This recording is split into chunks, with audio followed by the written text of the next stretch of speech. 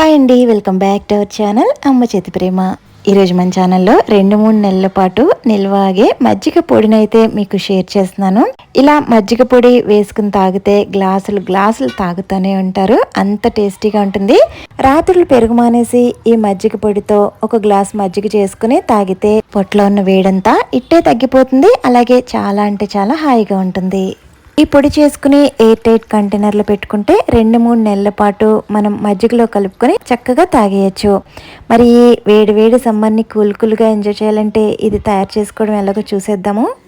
ముందుగా స్టవ్ మీద మందపాటి ఏదైనా సరే కడాయి పెట్టుకోండి. నేనైతే ఇక్కడ ఐరన్ కడాయి పెట్టాను. ఇప్పుడు ఇందులోకి 5-6 రెబ్బల వరకు కరివేపాకును వేసుకున్నాను. ఇలా కరివేపాకుని లో ఫ్లేమ్లో ఇవి కొంచెం క్రిస్పీగా అయ్యేంత వరకు కూడా వేపించుకోవాలి. ఈ మజ్జిగ పొడికి ఇదే మెయిన్ ఇంగ్రీడియంట్ అండి, దీన్ని మాత్రం స్కిప్ చేయకుండా వేసుకోండి. చూడండి, ఒక 4-5 నిమిషాలకి ఈ విధంగా బాగా క్రిస్పీగా అయిపోతాయి. ఇప్పుడు వీటిని తీసేసి వేరొక బౌల్లోకి తీసుకుందాం. ఇప్పుడు ఈ కడాయిని ఒకసారి టిష్యూతో తుడిచేసుకుని ఇప్పుడు దీనిలోకి 1/2 కప్పు వరకు ధనియాలను అయితే వేసుకోవాలి. ఇప్పుడు సేమ్ క్వాంటిటీలో ఒక 1/2 కప్పు వరకు జీలకర్రను కూడా వేసుకోవాలి. ఇలా ధనియాలు, జీలకర్ర ఈ రెండింటిని కూడా లో ఫ్లేమ్లో వేపించుకోవాలి. మీలో ఎంతమందికి తెలుసో తెలియదు కానీ మన ఒంట్లో కఫం బాగా పెరిగిపోయినా, చిన్నపిల్లలకి జలుబు ఎక్కువగా ఉన్నా ఈ ధనియాలు, జీలకర్ర రసం అయితే ఇస్తారు. 3 రోజుల్లో వాళ్ళకి కఫం మొత్తం పోతుంది. అంత ఎఫెక్టివ్గా ఇవైతే పనిచేస్తాయి. చూడండి, ఇలా బాగా వేపించుకున్న తర్వాత దీనిలోకి 1 టీ స్పూన్ వరకు మిరియాలను వేసుకోవాలి. అలాగే మరో 1 టీ స్పూన్ వరకు వామును కూడా వేసుకోవాలి. ఇప్పుడు వీటిని కూడా లో ఫ్లేమ్లో 2-3 నిమిషాల పాటు వేపించుకోవాలి. చూడండి, ఇవి కూడా ఇలా చక్కగా వేగి మొత్తం కూడా ఇల్లంతా మంచి అరోమా రావడం స్టార్ట్ అవుతుంది. ఇప్పుడైతే దీనిలోకి 1/2 ఇంచు వరకు సొంటిని అయితే వేసుకోవాలి. నేను ఇక్కడ సొంటిని చిన్న ముక్కలు తీసుకున్నాను కాబట్టి రోట్లో దంచలేదు. ఇన్ కేస్ మీరు పెద్ద ముక్క తీసుకుంటే కనుక రోట్లో దంచిన తర్వాత అప్పుడు ఈ విధంగా వేపించుకోండి.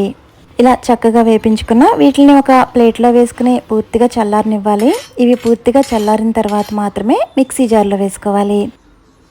చూడండి, ఇలా మిక్సీ జార్లోకి ముందుగా వేపించుకున్న కరివేపాకు వేసుకుని తర్వాత ఇలా చల్లారిన ఈ దినుసులన్నిటిని కూడా వేసుకోవాలి.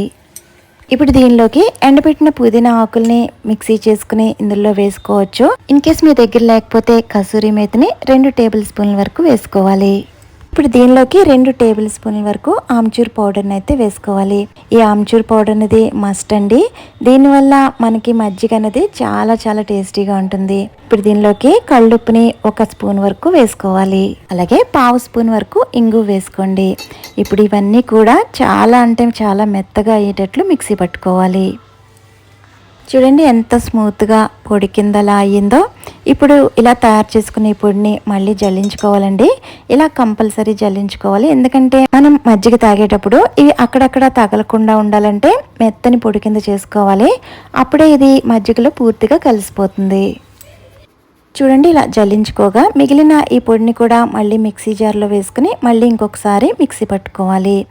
ఇలా మెత్తగా అయ్యేంత వరకు కూడా మిక్సీ పట్టుకోవాలి. మొత్తం జల్లించుకున్న తర్వాత నేను ఇక్కడ చూపిస్తున్నాను. చూడండి, ఎంత మెత్తని పొడి కింద తయారైందో. ఇలా తయారు చేసుకున్న ఈ పొడిని ఎయిర్ టైట్ బాక్స్లో పెట్టుకుంటే 2-3 నెలల వరకు ఏమాత్రం పాడవకుండా ఉంటుంది. ఇప్పుడు మనం తయారు చేసిన ఈ పొడితో మజ్జిగని ఎలా తయారు చేసుకోవాలో చూద్దాము. ముందుగా నేను ఇక్కడ 1 కప్పు వరకు గట్టి పెరుగుని ఇలా బౌల్లో వేసుకుంటున్నాను. ఇప్పుడు ఈ పెరుగుని క్రీమీ టెక్స్చర్ వచ్చేంత వరకు కూడా విస్క్ చేసుకుంటున్నాను. మీ దగ్గర కవ్వం ఉంటే కవ్వంతో చిలుక్కోండి.